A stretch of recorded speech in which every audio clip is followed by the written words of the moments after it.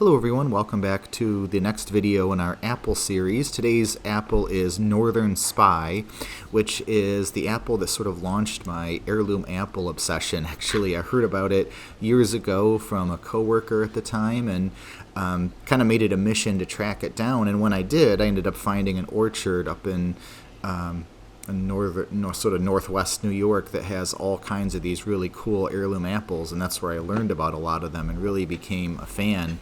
So Northern Spy is an apple that was first described in New York in the 1840s, so it is local to us. It's a late season apple, as many of our favorites are. It probably harvest around mid to late October here, probably like mid-October in western New York, zone 5 where we are. Flavor is good. It's a nice firm flesh, as you can hear when I sliced it. It's juicy, it's mildly sweet, mildly acidic. Don't let the word mildly fool you. You might think it's just sort of a mild apple. What it is I think all things in balance, but also all things at sort of a low to intermediate level, if that makes sense. And so it has the firmness, but it's not the hardest apple you're ever going to bite into.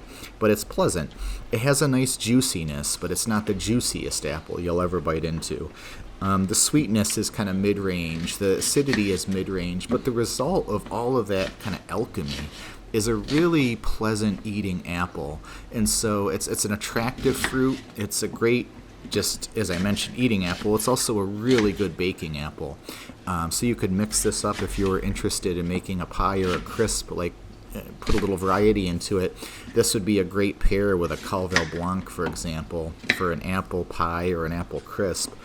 I've also seen that it's made into cider sometimes, which makes sense because it's maybe not a single variety cider, but as sort of a part of a blend that would give you a lot of different qualities. It's not very tannic or anything like that, like some cider apples, but just all around a really tasty apple. You know, I think if you grow it, you'll be really happy. It produces well. The tree we have, it's young. It's only been in the ground a few years. It's probably 12 feet tall already on Geneva 40 rootstock.